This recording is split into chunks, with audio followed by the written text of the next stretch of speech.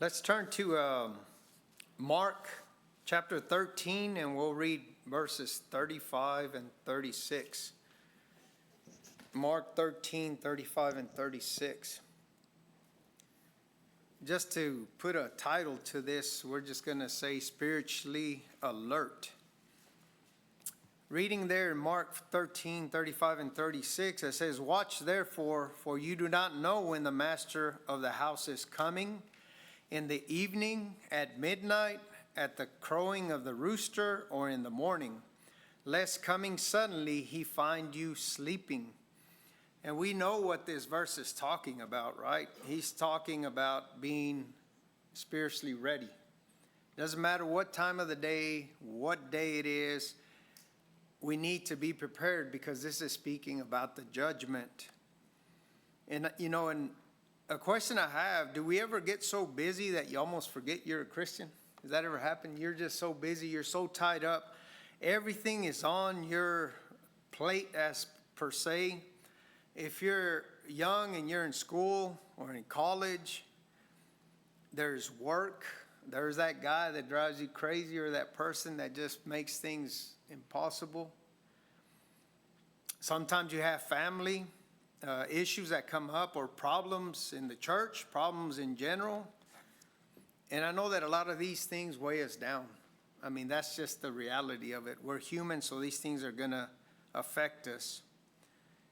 But I just want you to think that one day after, we're so busy and we kind of forget about God sometimes, and maybe we don't, but just there's a day that comes and all of a sudden we feel a little pinch on the side of our belly.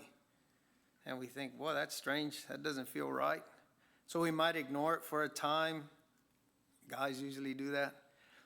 But then that pain increases a little bit more and it keeps getting more and more intense. So then we all say, okay, well, let's make an appointment with the doctor. We go there, they do the studies, they check, they do the MRIs and all that. And so here comes the waiting. That begins. Finally, we get that phone call. Doctor says, come in, let's talk to you because we've got some results. And this is what he tells you. You have terminal cancer. It's all over your body. There's no cure. There's no treatment that can save you. How do you react to that? In that moment, how would we react to that? Would we spiral out of control? Do we immediately want to blame somebody? Do we scream? Do we cry? Because this has hit us so hard.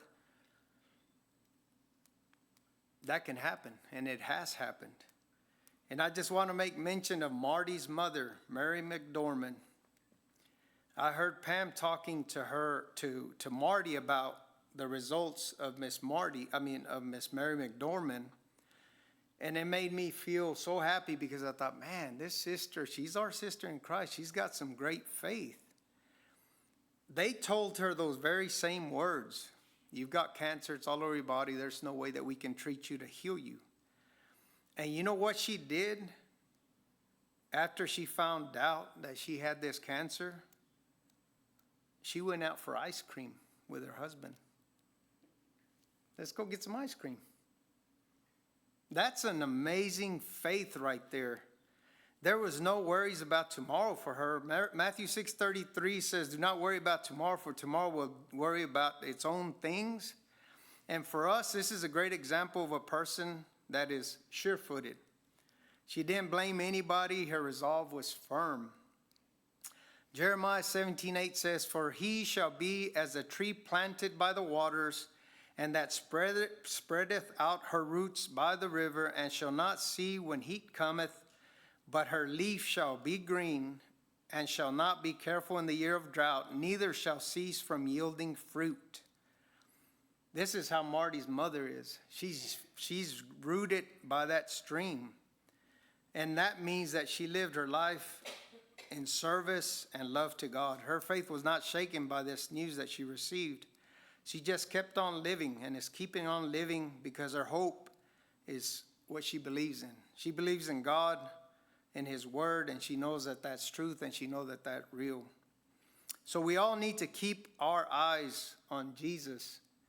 We need to keep our eyes on the goal. Even if we have these bad moments where we get this type of news, You know, we know that Jesus went to the Father to prepare a place for us.